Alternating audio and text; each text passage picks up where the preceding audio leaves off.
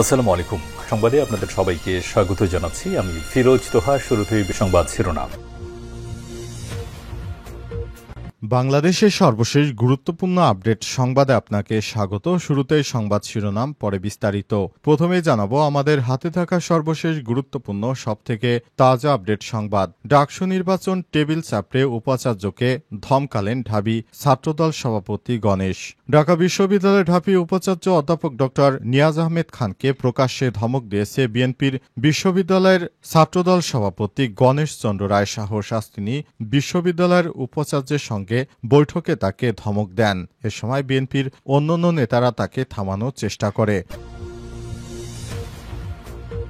এরপর জানাবো ডাকসু নির্বাচনের ফল প্রকাশের সময় জানা গেল দীর্ঘ প্রতীক্ষার পর অনুষ্ঠিত ৩৮তম ঢাকা বিশ্ববিদ্যালয় কেন্দ্রীয় ছাত্র সংসদ ডাকসু এবং হল সংসদ নির্বাচন শান্তিপূর্ণভাবে সম্পন্ন হয়েছে। সারাদিনের ভোট গ্রহণের কোনো ধরনের সংঘাত বা বড় ধরনের অনাকাঙ্ক্ষিত ঘটনার খবর পাওয়া যায়নি। তবে এক প্যানেল ও প্রার্থী অন্য প্যানেলের বিরুদ্ধে বেশ কয়েকটি অভিযোগ এনেছেন। ভোট গণনা চলছে, গণনা শেষ হলেই ফলাফলের সময় তারা নিশ্চিত করবেন। এদিকে ডাকসুতে মোট কত শতাংশ ভোট পড়ল জানালো নির্বাচন কমিশন। ঢাকা বিশ্ববিদ্যালয় ছাত্র সংসদ ডাকসু হল সংসদ নির্বাচনের ভোট গ্রহণ শেষ হয়েছে। ইতিমধ্যেই শুরু হয়েছে ভোট গণনা। এর আগে বেলা ৩টার দিকে ঢাবি উপাচার্য অধ্যাপক ড নিয়াজ আহমেদ খান জানিয়েছেন বিভিন্ন কেন্দ্রে ৭৮.৩৩% ভোট পড়েছে। এবারে জানাবো জরুরি সংবাদ সম্মেলনে বিভিন্ন অভিযোগ তুলে ধরেছেন ছাত্রদলের ভিপি প্রার্থী আবিদুল। ঢাকা বিশ্ববিদ্যালয় কেন্দ্রীয় ছাত্র সংসদ ডাকসু এবং হল সংসদ নির্বাচন ঘিরে নানা অনিয়ম ও কারচুপির অভিযোগ তুলে ধরেছেন ছাত্রদল প্যানেলের সহসভাপতি ভিপি পদপ্রার্থী আবিদুল ইসলাম খান। এবং সর্বশেষ জানাবো নেপালের সাবেক প্রধানমন্ত্রীর স্ত্রীকে জীবন্ত পুড়িয়ে হত্যার অভিযোগ। নেপালের সাবেক প্রধানমন্ত্রী ঝালনাথ খালানের স্ত্রী রাজ্যলক্ষ্মী চিত্রকর মঙ্গলবার নিহত হয়েছে। স্থানীয় সংবাদ মাধ্যমের খবরে বলা হয়েছে, জেনারেশন জেড এর নেতৃত্বাধীন তরুণ বিক্ষোভকারীরা তাদের বাড়িতে ঢুকে আগুন ধরিয়ে দেন। তখন তিনি বাড়ির ভিতরেই ছিলেন, তিনি পুড়ে মারা গেছেন। প্রিয় দর্শক, এতক্ষণ শুনছিলেন সংবাদ শিরোনাম, এবারে বিস্তারিত। তবে তার আগে বন্ধুরা অনুরোধ থাকবে এই সংবাদটিতে একটি লাইক দিন। এই চ্যানেলে আপনি নতুন হয়ে থাকলে আমাদের সংবাদটি দেখতে দেখতে চ্যানেলটি সাবস্ক্রাইব করে রাখুন। কমেন্ট করে বন্ধুরা আপনার মূল্যবান মতামত জানিয়ে দিন আপনি বিশ্বের কোন দেশ থেকে বা বাংলাদেশের কোন স্থান থেকে আমাদের সংবাদটি দেখছেন এবং শুনছেন। আর বন্ধুরা এই সংবাদটি আপনার সোশ্যাল মিডিয়া ফেসবুকে শেয়ার করে বন্ধুদেরও দেখার সুযোগ করে দিন। এবারে বিস্তারিত। ডাকসু নির্বাচন টেবিল চাপড়ে উপাচার্যকে ধমকালেন ঢাবি ছাত্রদল সভাপতি গণেশ।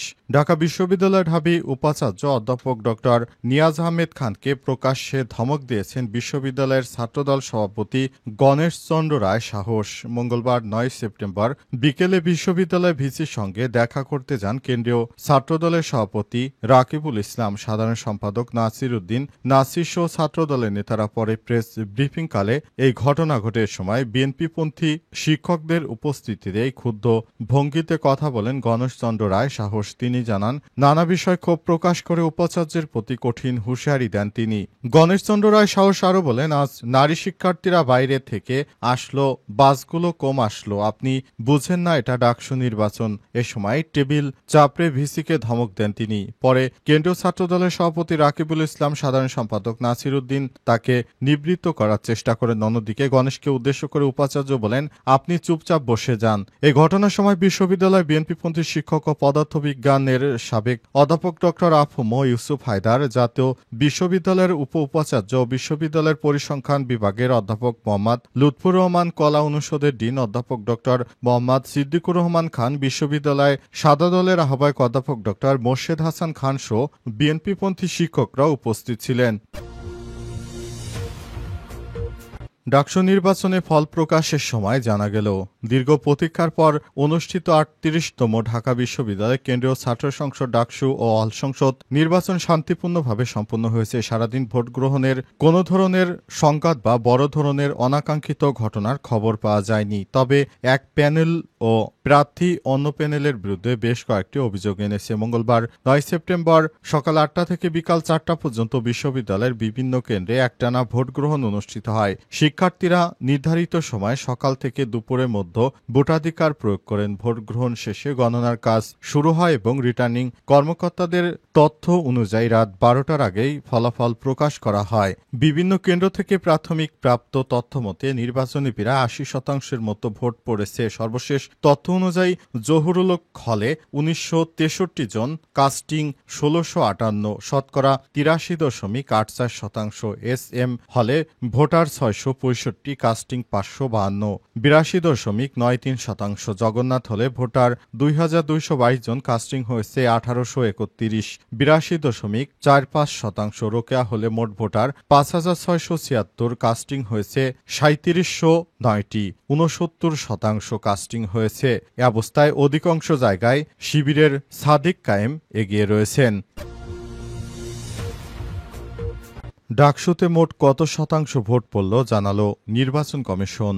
ঢাকা বিশ্ববিদ্যালয় কেন্দ্রীয় ছাত্র সংসদ ডাকসু ও হল সংসদ নির্বাচনে ভোট গ্রহণ শেষ হয়েছে। ইতিমধ্যে শুরু হয়েছে ভোট গণনা। এর আগে বেলা ৩টার দিকে ঢাবি উপাচার্য অধ্যাপক ডক্টর নিয়াজ আহমেদ খান জানিয়েছেন, বিভিন্ন কেন্দ্রে ৭৮.৩৩% ভোট পড়েছে। নির্ধারিত ৮টি ভোট কেন্দ্রে মঙ্গলবার ৯ সেপ্টেম্বর সকাল ৮টায় ভোট গ্রহণ শুরু হয়। ভোট গ্রহণ শেষ হয় বিকাল ৪টায়। বিভিন্ন কেন্দ্রে কত শতাংশ ভোট পড়েছে বিষয়টি নির্বাচন কমিশন থেকে জানানো হয়েছে। নির্বাচন কমিশনের দেওয়া তথ্য মতে বিভিন্ন জায়গায় ৮০% উপরে ভোট কাস্টিং হয়েছে, যেটা খুবই ভালো একটি বিষয়। কারণ অন্তর্বর্তীকালীন সরকারের প্রধান উপদেষ্টা দায়িত্ব গ্রহণের পর ঢাকা বিশ্ববিদ্যালয়ের নির্বাচন নিয়ে অনেকেই কথা বলছিলেন এবং এই নির্বাচনের মাধ্যমে দেশ একটি সুষ্ঠু গণতান্ত্রিক ধারায় এগিয়ে যাবে। অন্তর্বর্তীকালীন সরকারের প্রধান উপদেষ্টা প্রফেসর ডক্টর মোহাম্মদ ইউনূসের সরকার এই নির্বাচনটাকে ভালো পর্যায়ে নিয়ে যাওয়ার জন্য তিনি সব রকমের প্রস্তুতি গ্রহণ করেছেন, যেটা বাংলাদেশের মানুষের জন্য খুবই গর্বের একটি বিষয়। কারণ এই নির্বাচনের মাধ্যমে আগামীতে যারা রাষ্ট্র গঠন করবেন বা যে দল রাষ্ট্র ক্ষমতা আসবে তারা এই নির্বাচন থেকে অনেকটা প্রভাবিত হতে পারবে। কারণ এখান থেকেই শিক্ষার্থীরা জানিয়ে দিয়েছেন আগামীতে নির্বাচনে কারা সরকার গঠন করতে চলেছে এবং কাদের সরকার গঠন করা উচিত সে অনুযায়ী শিক্ষার্থীরা ভোটদান করেছেন এবং সেখানে শিবিরের প্রার্থীরাই সব থেকে বেশি এগিয়ে রয়েছে। এখন আপনাদেরকে জানাবো কোথায় কত শতাংশ ভোট কাস্টিং হয়েছে। বিভিন্ন কেন্দ্রে ৭৮.৩৩% ভোট পড়েছে।